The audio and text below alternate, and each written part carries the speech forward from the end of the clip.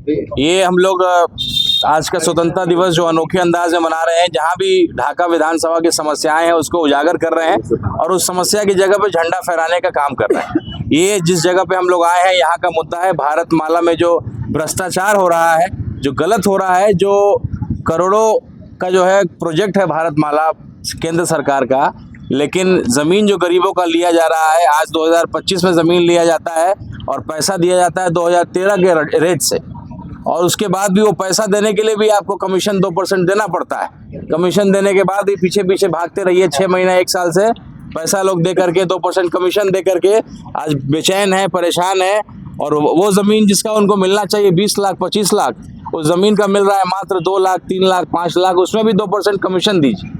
तो प्रताड़ित किया जा रहा है और भारत माला के नाम पे लोगों को प्रताड़ित हो रहा है, बड़े लेवल पे भ्रष्टाचार हो रहा है। आपका अगर झोपड़ी भी है तो आपको कहा जाता है कि हम 5 तल्ला दिखा देंगे, जो भी कमीशन आएगा 50-50 कर लीजिए। तो ये अफसरों का जो है मिली भगत है, और ये जो कंपनी है धारीवाल, इसके गुलाम बन करके यहाँ के प्रशासन, यहाँ के नेता, हर कोई चुप है। भारत माला एक अच्छा प्रोजेक्ट है, हमें उससे एतराज़ नहीं है। जब आप हज़ारों करोड़ रुपए खर्च कर रहे हैं तो जो ज़मीन दाता है उनका भी तो अधिकार है, उनको भी तो पैसा मिलना चाहिए। जो मुआवजा आप कहते हैं कि हम लोग बढ़ा करके देते हैं, वो क्या बढ़ा करके दे रहे हैं? 2025 में आप ज़मीन खरीद रहे हैं 2013 के रेट से, हर 6 महीना में 1 साल में ज़मीन का रेट डबल हो जा रहा है, और आप क्या रेट दे रहे हैं? और उसमें भी 2% कमीशन देंगे तब आप दीजिएगा। एक बहुत बड़ा मुद्दा है, बहुत बड़े पैमाने पर भ्रष्टाचार हुआ है। इस मुहिम को हम लोग कोर्ट तक लड़ रहे हैं, और मुझे उम्मीद है कि इस 15 अगस्त को जो हमने संकल्प लिया है कि अगले 15 अगस्त जो अगला स्वतंत्रता दिवस होगा, उससे पहले इस समस्या से निजात पाएंगे। और जो हर वो गरीब है जिसका पैसा जितना हक है उतना पैसा उसको उसके ज़मीन का मुआवजा मिलना चाहिए, ये लड़ाई है। रिजवान साहब, आप चूंकि बहुत ये भारत माला प्रोजेक्ट से बहुत दुखी हैं, क्या कहना चाहते हैं? किस तरह का प्रॉब्लम आपके सामने?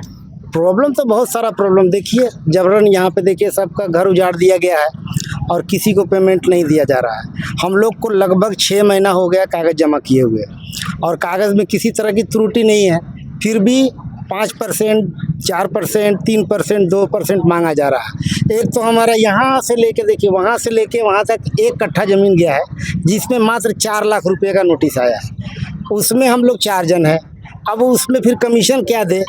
हम लोग का पेमेंट नहीं मिल रहा है। पेमेंट मिल जाए हम लोग हटा देंगे, और उसको कृषि भी दर्शा दिया गया है।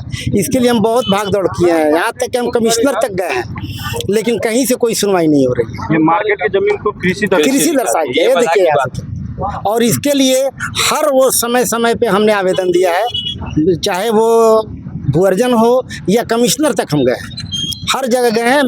मेरे टाइम पे हम आवेदन दिया, लेकिन हमारा अभी तक कोई सुनवाई नहीं हुआ है। क्यों सुनवाई नहीं? क्या कारण?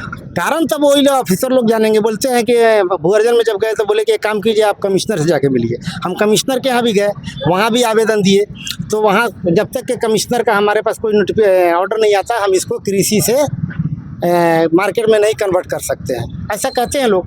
अब तो वो भी नहीं सुनते हैं, बोलते हैं अब कोर्ट का सहारा लीजिए। अब हमारे पास देखिए मुआवजे की राशि भी नहीं मिल रही है।